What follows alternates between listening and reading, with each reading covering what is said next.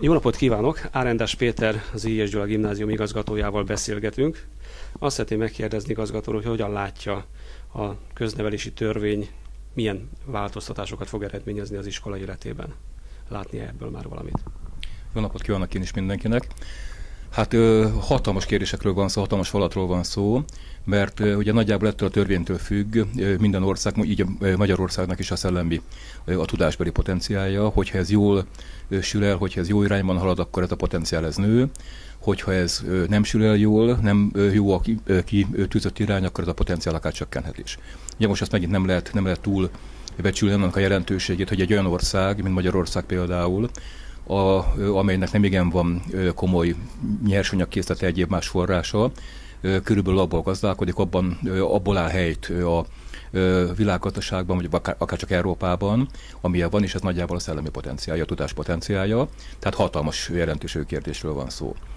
Na most ugye azon túl vagyunk már körülbelül az elmúlt 25-30-35 évben, hogy ezt a tudáspotenciált ezt expanzív módon, tehát mennyiségi módon növeljük meg. Tehát ennél több gyerek már, ennél hosszabb ideig iskolába, egyetemre nem igen járhat. Tehát az nem megoldás, hogy még több gyerek még hosszabb ideig legyen benne a rendszerben, mert ugye az egyetemisták így is benn vannak 18-19-20 éven keresztül, ezt már tovább nem lehet növelni.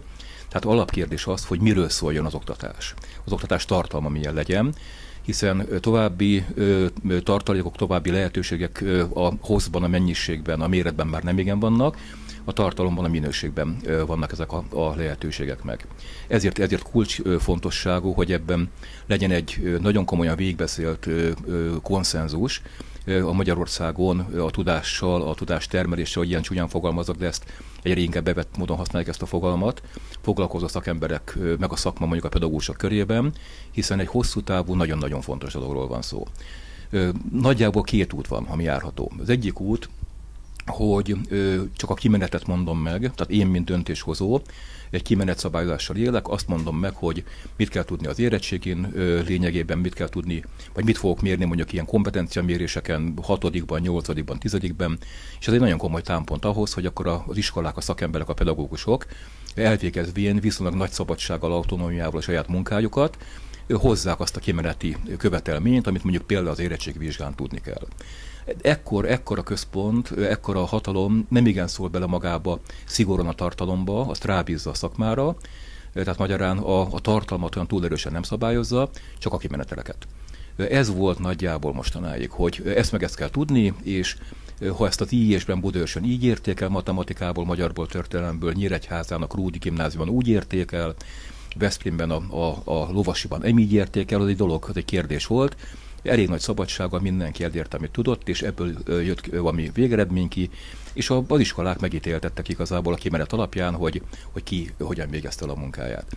A másik lehetőség, hogy ennél sokkal szigorúbban szabályozom a tartalmakat is, tehát előírok olyan tartalmakat, hogy nem tudom én, 3. osztályban, 10. osztályban magyarból ez legyen, matematikából az legyen. Tehát ez egy sokkal-sokkal rövidebb pórázon való tartása az iskoláknak, és nem csak a kimeneteleket szabom meg, hanem igazából a évközi tartalmakat is.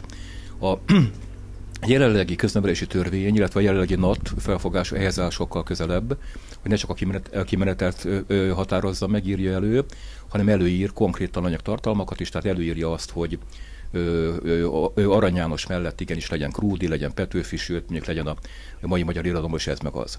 Most itt van megint egy hatalmas dilemma, tehát itt nagy dilemmák ilyen skatulyaszerűen gyülekeznek, és vannak ilyen kisebb dilemmák, aldilemmák, lehet így fogalmazni.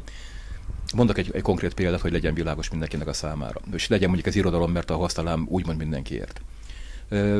Van egy szép hasonlat, nem is tudom, kitől hallottam már, hogy mondjuk van egy léghajó, áll lent a földön, és szárnyalásra, repülésre készül, és telepakoljuk minden hasznos dologgal, mondjuk a irodalom mellett maradva van benne Arany János, Kazinczy, Kölcsey, Petőfi, Vajda, sok mindenki, de hát az nehéz lenne vitatni, hogy hát ugye nincs vége itt a sornak, hiszen az nem lehet, hogy Adi ne szerepeljen, az nem lehet, hogy mondjuk egész a maiakig ugorva, az nem lehet, hogy ne szerepeljen, mit tudom én, egy Eszterházy, egy Nádas, egy Kertész Imre, vagy a Parti Nagy Lajos, most mindegy, hogy kiket mondok. Tehát egyre csak gyűlne a kosár, és a végén ott tartunk, hogy vagy ki kell dobálni valamit belőle, hiszen annyi minden már nem fér bele, és ugye a felső irányból, tehát a napjainkból mindig jön hozzá, hiszen az ne legyen mondjuk, hogy Varró Dániel verseket, aki ne olvasson a mai világban, mert egy zseniális költő fiatalember, de akkor kit dobjunk ki a kosárból? Benne maradjon Berzsenyi, vagy Bacsányi, vagy ezek mindenképpen fontosak, hogy mindenkit egyszerűen nem tudunk magunkkal vinni, mert akkor a szárnyalásból simán földön maradás lesz, még sok föl sem tudunk emelkedni igazából, nem hogy szárnyaljunk. Tehát ezek hatalmas dilemmák.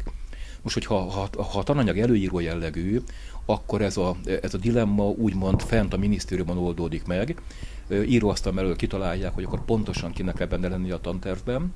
Ha pedig kimenetszabályozásról beszélünk, akkor az iskola felelőssége, hogy én itt az IES-ben ezt tudom megcsinálni, ezt szeretném megcsinálni, és még egyszer nem akarom felsorolni a Krúdiban, Nyíregyházán, meg Sopronban, stb. Így oldják meg ezt a dilemmát, és a kimenetel lesz valamilyen előírt egységes kimenetel. Hadd mondjam még azt, hogy a dilemma egyik fele, tehát ez, hogy kimenetszabályozás döntő mértékben, vagy tananyag előíró tartalmi szabályozás döntő mértékben. A másik hatalmas dilemma, hogy az egész hatalmas apparátus, az iskola világa, az kinek a kezében legyen. Tehát legyen vagy egy kézben úgymond, és központból, mondjuk a minisztériumból szabályozom, és akkor megyei kormányhivatalok járási lemenő rendszerben végrehajtják a központi akaratot. Ez igazából egy centrális irányítás. Vagy a MAIT hagyjuk el életben, ez a dilemma másik párja, ami döntő mértékben önkormányzati szabályozás. Tehát most jelen pillanatban a legtöbb iskola fenntartója, egyben ellenőrzője, egyben felettese, egyben lényegben minden fontos kérdésének az eldöntője a helyi települési önkormányzat, a legtöbb iskola esetében. Persze vannak egyházi alapítványiskolák is, de a döntő az önkormányzati fenntartású iskola. Ez a másik hatalmas dilemma, hogy központilag az állam legyen a fenntartó, és mindent ő szabályoz, minden a központban dől el és végigfut a megyei járási csatornákon, egy központi akarat, vagy igenis nagyjából a rendszerváltás, ami ilyesmi miatt is történt, hogy álljanak fel a helyi közösségek, jöjjenek létre a tanácsi rendszer helyett az önkormányzatok, és egy helyi, városi, községi, megyeszékhelyi közösség, ők tudják a legjobban, hogy nekik mi kell egészségügyben, oktatásban, kultúrában, színházban, iskolában, moziban, könyvtárban, művelődési házban. Ez van most, vagy mindez egy állami fenntartásba kerülve egy központi akaratot hajtson végre. Van-e már ebben döntés a központi akaratot illetően, tehát a finanszírozás eldöntötte, hogy szeptembertől történik-e változás? Hát egészen pontosan ugye úgy szól a törvény, hogy nem szeptembertől, hanem januártól, tehát 2013. január 1-től az önkormányzati fenntartású intézmények az óvodák kivételével, óvodák maradnának az önkormányzatoknál, általános iskolák, középiskolák átmennek állami fenntartásba. Tehát magyarán ez eldőlt, hogyha a törvény jelenlegi betűje szerint hajtatik végre, akkor 2013. január 1-től olyan kb. 4-5 ezer intézményről beszélünk, az a eddigi önkormányzati fenntartásból, a helyi közösség fenntartásából átkerül az állam fenntartásába.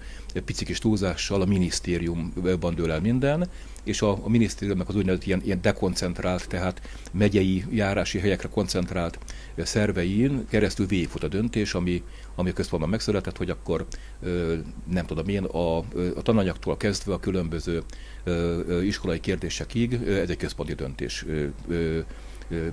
színterévé válik. Ez eldőlt a törvény szerint. Ez azt jelenti, hogy januártól az IES-nek a finanszírozása az átkerül az önkormányzattól központi költségvetésbe? Hát itt van egy felpuhulási jelenség, hogy ez nem biztos, hogy pontosan így lesz. Amit a törvény mond, az a következő. Hadd mondjak egy nagyon pici kis megjegyzés meg az egész előtt. Tehát megint egy újabb dilemma, mert mind a kettőre van példa a világban, de egy újabb dilemma, hogy mivel ez hadd fogalmazzak úgy, hogy ez egy zérus összegű játszma, abban az értelemben, hogy az oktatásra úgy tűnik, hogy 2013-14-ben több pénz nem lesz. Tehát annyiból lehet körülbelül gazdálkodni, amennyi most rendelkezésre áll. Tehát magyarán, ahol eddig több pénz volt, mondjuk a gálánsabb, tehetősebb önkormányzatok iskoláinál több pénz volt, hiszen jobban meg tudta támogatni a fenntartó, az önkormányzat a saját iskoláit. Nyilván ebből kerül elvonásra valamekkora összeg, csak úgy lehet felhozni a gyengébbeket, a sokkal szegényebbeket, mert mondom, az összeg az zérus összegű játszma, hogy amit elveszek a módosabbaktól, odadom a szegényebbeknek idézőjelben. Tehát ebben az értelemben, hogyha az állam a fenntartó, és tényleg valamilyen szintrehozást szeretne végrehajtani, akkor nincsen más lehetősége, mint sem azt, hogy a módosabb önkormányzatoktól elvesz, többet veszel, és megy Borsodba, Nógrádba, Somogyba, éppen hova, ahol kevesebb a pénz. Tehát ebből hadd nézzem picikét igazából ilyen lokálpatrióta budaörsi szemszögből is. Tehát ebből a szempontból Budaörs garantáltan rosszabbul jár, hiszen mi azoknak a sorában vagyunk, ahol lényegesen több jut egyfőre a finanszírozásból, a város jóvoltából, a város mint fenntartó iskola fenntartó jóvoltából, mint az ország legtöbb iskolájában. Tehát ezek az iskolák, akik nem tudom én Szászhalombattán, Pakson, Budaörsön, különböző Budapestnek a döntő részén, vagy Nyugat-Magyarországon vannak, Sopronban, Győrben, vagy akár Székesfehérváron, ezek a legmódosabb települések. Ezeknek az iskolái nyilvánvalóan rosszabbul kell, hogy járjanak, mert több pénz a rendszerben nincs. Csak úgy juthat több a szegényebb sorsú megyéknek, településeknek, hogyha tőlünk elveszik idézőjelben. De hadd tegyek hozzá még egy másik gondolatot, hogy azért ez nem ilyen, hogy mondjam, kinek milyen a szerencséje, hogy módosabb helyen éle, vagy szegényebb helyen éle, azért ennek megvolt az ára, hogy Budaörs azzá lett, ami lett. Tehát ez nem úgy történik, hogy Budaörsnek szerencséje van, és ezért sokkal jobban megy neki, mint városnak, és sokkal többet tud szánni egészségügyre, oktatásra, hadd nem mondjak példákat, mint mondjuk Kelet-Magyarországon, hanem ennek meg volt az ára. Tehát valamennyire én hiszek abban, meg egyszerűen láttam az elmúlt negyed században, hogy valamennyire azért mindenki a saját sikerének a kovácsa abban az értelemben, hogy itt sokkal nagyobb a forgalom, sokkal több a multi, sokkal nagyobb a nyüzsgés ebben a városban, tehát magyarán megvan az ára, hogy sokkal több a bevétel is ebből fakadóan, de hát itt azért más, mint egy nagyon szép, csendes, nyugodt vidéki kisvárosban, ahol mondjuk közel sincs akkora adóbevétel a multiktól, de sokkal nagyobb a nyugalom is, tehát valamit valamiért. Hogyha egy város meglépte azt mondjuk az elmúlt 20 évben, hogy olyan adó beszedési potenciálra tett szert, az meg is fizette ennek az árát. Tehát most azt mondani, hogy rengeteg szellemi és rengeteg anyagi befektetés, innováció van az intézményrendszereidben, de mivel te most gazdagabb vagy, bár megszolgáltál, te tetted magad ilyennél lényegében, ebből most elveszel, hiszen kell a szegényebbeknek. Ez nem tűnik, legalábbis ez nem ennyire egyszerű, ez nem tűnik igazából olyan nagyon igazságosnak. Még egy dolog, egy utolsó gondolat, hogy én nem tudok példákat olyan rendszer minőségemelésre, hogy mondjuk úgy emelkedik az egész nagy rendszernek a minősége, úgy javul az egész nagy rendszernek a minősége, hogy a jobbaktól elveszek, és odadom a rosszabbaknak. Hát ebből nem szokott kijönni rendszer szintű minőségfejlődés. Én nem látok igazából a rendszer szintű minőségfejlődéshez más utat, mint nem tudnám megnevezni, hogy honnan, de mint plusz forrásokat. Tehát hogyha egy országnak nincsen más, tényleg szó szerint, de ugye Széchenyiek óta mondják, hogy a kiművelt emberfők sokasága a nemzet igazi hatalma, hogy egy ilyen ország, aminek nincsenek ásványkincsei, nincsenek energiahordozói, stb. Egy ilyen országnak nem lehet más fontosabb annál, és akár plusz források árán, hogy ezt a bizonyos tudáspotenciált, ezt a szellemi potenciált megemelni, mert ebből lehet csak az a következmény, hogy mi tudjunk olyan munkákat elvégezni ebből a világméretű, szerencsére többnyire békés versenyben, amire esetleg egy másik ország nem képes, mert nincsenek annyira kiművelt emberfői, mint esetleg egy ilyen pici, viszonylag szegény országnak, mint Magyarország. Tehát valahol ez már középtávon élet-halál kérdése, hogy az oktatás minősége milyen, és hogy milyen forrásokat investálunk bele ebbe a kérdésbe, vagy oktatás. Ugye elhangzott az a minőséghez kapcsolatban korábban, hogy a NAT-tól el lehet térni 10-20-30%-kal. Ugye az IJS tudtommal, a maximummal tér el, tehát éppen ezért a minőség ugye köztudottan nagyon jó. Ha a NAT-hoz képest kevésbé lehet eltérni, akkor ez azt jelenti, hogy a gyerekeknek a tudása kevesebb lesz? Hát ugye erre megint csak úgy félig lehet válaszolni, mert volt arról szó a legelején, hogy mennyire vannak még bizonytalansági tényezők. Ugye úgy épül föl egy iskolának a helyi tanterve, hogy van egy aktuális NAT, ez ugye kormányrendelettel létezik most már. Erre a NAT-ra épülnek, a darabszámokat nem tudjuk még, kerettantervek. És egy iskola, hogyha lát magának való kerettantervet, és el tudja azt fogadni, akkor azt követi a saját tantervével. Ha nem lát ilyet, akkor módja, lehetősége van egy saját tantervet akkreditáltatni, aminek át kell mennie mindenféle szűrőkön, és vagy elfogadja, vagy nem fogadja el a minisztérium. Most a kerettantervek még nem léteznek. Tehát azt megítélni, milyen még nem olvashatóak, hogy mennyire lehetne valamelyikre rácsatlakozni, ami elég közel áll a mi saját tantervünkhöz, ezt nem tudjuk még megítélni, mert mondom, ezek még nem készültek el. Jó lett volna, hogyha ezek tanév végére elkészülnek, én amennyire követem a hírekből, ez jó, hogyha nyárra és a kora őszre meg lesz. Ami azért gond, mert nekünk ezt a saját új tantervünket december végéig el kell készítenünk. Egyelőre még nem látjuk, hogy mire építhetnénk. Én azt tippelem, hogy mivel a fenntartónk a rendszerváltás óta folyamatosan Budaörs városa, és hogyha meg tudtok azt indokolni, és nekünk az nagyon-nagyon fontos volt, presztízs kérdés volt, hogy nagyon komolyan átgondoljuk, és meg is tudjuk indokolni, hogy mire kérünk plusz forrásokat, milyen órabontásra, milyen szakkörre, milyen fakultációra, milyen esetleg ilyen külkapcsolatokra. Igazából a város most egy picit nehezebb helyzetben van 1-2 éve, de hogyha ez egy megindokolt, pedagógiailag alátámasztott kérés volt, akkor némi túlzással elmondhatom, hogy nem volt olyan kérésünk, ami ha indokoltnak minősült, ne lett volna meg hozzá a forrás. Ezt most nem tudom elképzelni, hogyha az állam finanszírozza az iskolákat, így minket is majd, akkor kielégítsen szinte bármilyen jogos pedagógiai kérést, mert ennyi forrás állami szinten biztos, hogy nem áll rendelkezésre. Mint ami helyi szinten, nem tudom, Szászhalombattán, Budaörsön, Győrben rendelkezésre állt. Tehát én azt gondolom, hogy nagyon el fog térni, de mondom, látni még nem láttuk, tehát ezt mindenki kezelje így ezt a kijelentést. Én attól félek, inkább így fogalmazok, én attól félek, hogy a kijövő kerettantervek alapján nagyon komoly különbség áll elő, vagy marad fönn a mi saját jelenlegi helyi tantervünk, szándékunk és a kijövő kerettantervek között. Ez szinte borítékolható. A változások érinthetik az oktatói létszámot, illetve összetételt? Hát ugye itt megint röpködnek a számok az óraszámok körül, ami nagyjából tehát már nem értelmezési vita, hanem mindenképpen egyetért, hogy a 22 óra heti kötelező óraszám az 26. Ugye eleve, hogyha ez a plusz 4 óra rájön, akkor ez helyből már, hogyha csak ilyen nagyon ridegen és durván számolom ki, akkor ez már 20%-ot megközelítő különbség, de legalábbis ahhoz közeli különbség, hogy ha így számolok, akkor 100 emberből helyből 20 fölöslegessé válna.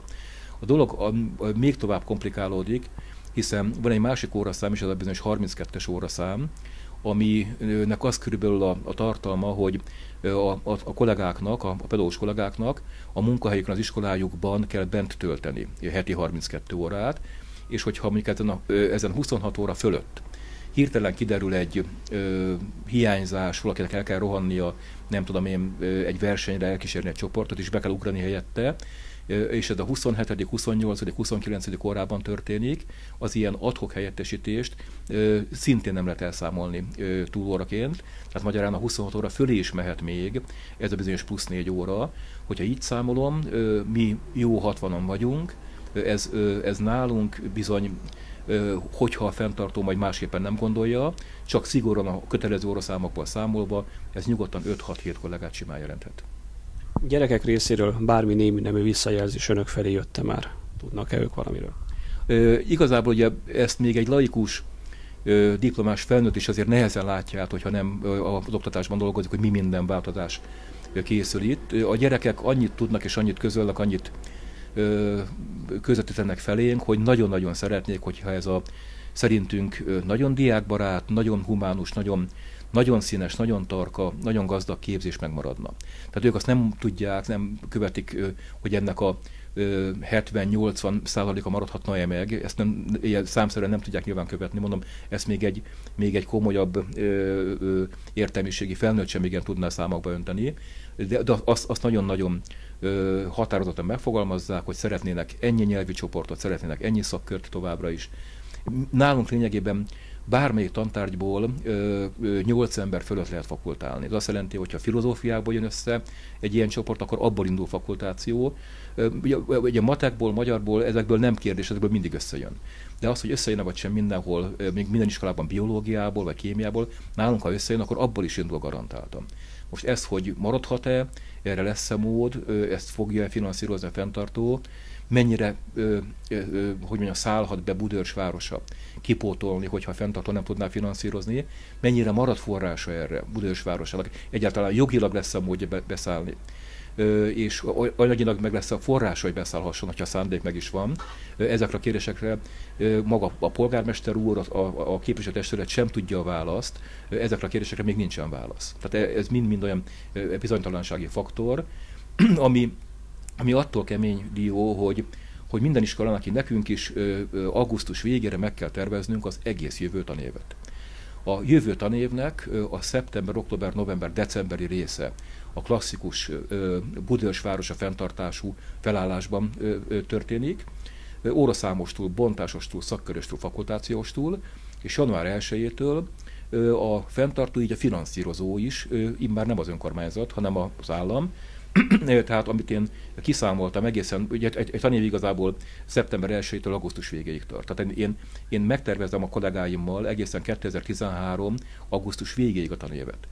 De január 1-től már egészen más fenntartóval, egészen más kondíciókkal, amiről még hírem, még sejtésem sincs, nemhogy tudnám, hogy vissza kell fogni, 5%-kal nem kell visszafogni, 15-tel kell visszafogni, tehát még sarokszámaink sincsenek, hogy a tanév második nagyobbik, tehát ugye január 1-től a tanév végéig van a nagyobbik rész, hosszabb, mint az első 4 hónap volt, a nagyobbik résznek a finanszírozásáról fogalmunk sincs.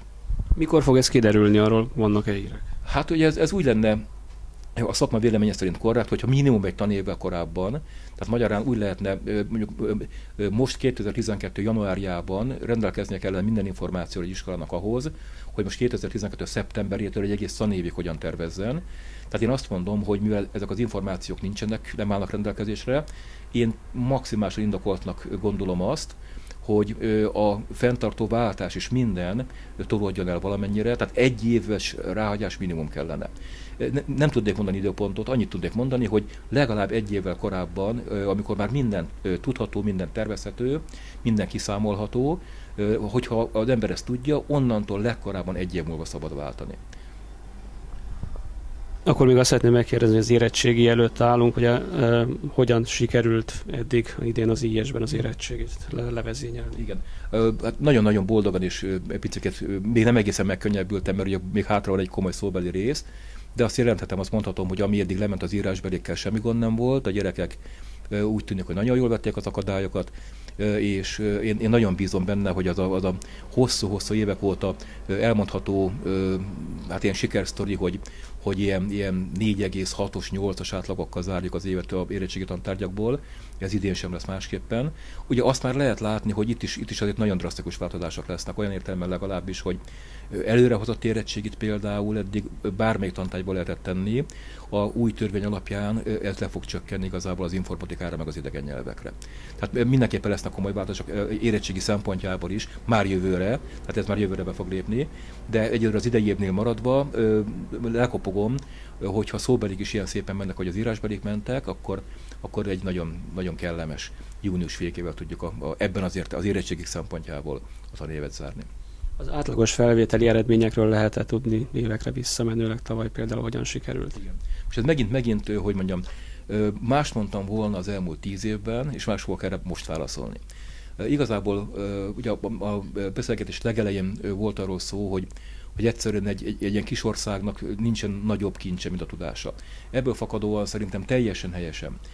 Először a középiskolai szférában volt egy hatalmas expanzió, mára körülbelül a gyerekeknek a 75%-a érettségit nyújtó középiskolába jár, és aztán az elmúlt körülbelül jó 10 évben, 12-3 évben volt egy hatalmas felsőoktatási expanzió is. Tehát rengeteg gyerek került be, nem csak az iskola jóságának köszönhető, tehát így mondjuk az IES szerintem egy kiváló gimnázium, de nem csak ennek köszönhető módon, hanem ennek az expanziónak is köszönhető módon. A jó iskolákból egy kicsit ilyen szemtelenül fogalmazva művészet volt lemenni 70-75% alá a felvételi mutatók szempontjából. Mi is 80-90%-osak vagyunk hosszú évek óta. Azért kezdtem úgy a mondandómat, hogy ezt mondtam volna az elmúlt sok évben, de ugye azt tudjuk, hogy éppen néhány hónappal ezelőtt történtek meg a év elején, egy-két héttel igazából a jelentkezési határidő előtt, a nagyon drasztikus államilag támogatott keretszám megnyírválások. Ugye minket például, ami nagyon érint, hogy mi gimnázium is vagyunk, és közgazdasági szakközépiskola is vagyunk. Például a gazdasági jellegű keretszámokat ilyen 150-200 főre vitték le az 1-2 ezerről. Tehát ilyen tizedére, éppen gazdasági szférában, ha most jól mondom fejből a februári adatokat, olyan kb. 5%-kal maradt meg a korábbi keretszámnak. Az összes többi persze megmaradt, de fizetőssé vált, tehát tandíjassá vált. És most azt megmondani, tehát ez már idén így van. Tehát most, akik már most felvételiztek, azok már erre a, mondom, a mi szempontunkból legfontosabb ilyen gazdasági jellegű mutatószámokban egy 5-10%-ára lezuhant keretszámnak mennek neki, hogy ebből fakadóan most 2012-13-tól a felvételi arány hogyan fog alakulni, a korábbi 80-85%-ról megint szerintem nincs ember, aki meg tudja mondani. Olyan drasztikus változás van ebben a vonatkozásban. És most arról nem is beszélve, hogy szerintem a világ egyik legjobb dolga, megint ilyen túlzással, amit mi csináltunk a gimnáziumi szakközépiskolai képzésben, hogy én el nem bírom képzelni, hogy igazából a szülő talán tudja, de hogy a gyerek nem tudja, ugye 13 és fél éves korban van a gyerek 8. fél évekor. Ha akkor kell eldöntenie, hogy szakközépiskolába jelentkezik-e, vagy gimnáziumba jelentkezik-e, vagy sem, ugye ez 8. fél évekor tartunk, fél événél tartunk, akkor a gyerek még 14 éves sincsen. De én nem nagyon hiszek abban, hogy ezt el lehet felelősséggel dönteni. A szülők talán el tudják, hogy úgy hiszik, hogy el tudják, de hogy a gyerek az biztosan tudja, hogy ő vegyipari, ő gépipari, ő közgazdasági, nem tudom, milyen irányba akar menni, 13 és fél éves korban ebben nem nagyon hiszek. Nálunk az a rendszer, jelenleg ez a érvényben, hogy a gyerek beiratkozik, lényegében gimnáziumba iratkozik be. Nálunk minden 8-os gyerek 0-kal kezd, tehát 5 évig jár hozzánk, és igazából 2 évvel a érettségi előtt elég eldöntenie, tehát akkor már 16-17 éves, hogy inkább közgazdasági iránye, szakközépiskolai iránye, vagy inkább gimnázium iránye. Most ennek a jövőben vége. Ilyen vegyes típusú iskolák, hogy szakközépiskola és gimnázium, ezek a törvény szerint meg fognak szűnni. Egy iskola, egy középiskola az vagy gimnázium, vagy szakközépiskola. Tehát magyarán a döntés óhatatlanul lecsúszik 8. fél évére, legkésőbb 13 és fél éves korban dönteni kell, és aztán később váltani már nagyon nehéz. Mi nagyon komolyan, tehát 20 éve csináljuk, nagyon-nagyon beváltnak érezzük azt, hogy hozzáfűzöm, ez nem megy bármiből. Tehát nyilvánvalóan vegyipari, gépipari téren ez közel sem van egyszerű, mint nálunk a közgáztéren. Tehát gazdasági területen nagyon hasonló egy szakközépiskola, meg egy gimnázium az alapozást illetően. Tehát mi könnyen beszélünk, de ahol megtehető volna, ott én nagyon jó szívvel meghagynám ezt a választási lehetőséget, mert sokkal felelősségteljesebben lehet dönteni 16-7 éves korban, mint 13-14 éves korban. De úgy tűnik, a törvény szerint legalábbis jelenleg, a törvény betűje szerint ez a lehetőség is meg fog szűnni például. Hogyha 1 év múlva itt ülünk, mit szeretne elmondani néhány mondatban 1 év múlva? Én azt szeretném elmondani, hogy a IES köszönjük szépen működik és jól van. Azt szeretném elmondani, hogy a tantestületünk töretlen és fogyatkozás nélküli létszámmal köszönjük szépen dolgozik és vette az akadályokat. És azt is el szeretném mondani, ez talán a legfontosabb, meg másik kettőnek a előfeltétele, hogy sikerült egy olyan saját helyi tantervet akkreditáltatnunk, ami a lehető legtöbbet megőrizte az IES eddigi hagyományaiból, eddigi tantárgy struktúrájából, eddigi pedagógiai felfogásából. Hogyha ez nem menne valamelyik még nem ismert kerettantervekre építve, akkor nagyon-nagyon szeretnék túl lenni egy ilyen sikeres helyi tanterv bevezetésem. Köszönjük szépen, és jó munkát kívánunk! Én is nagyon szépen köszönöm.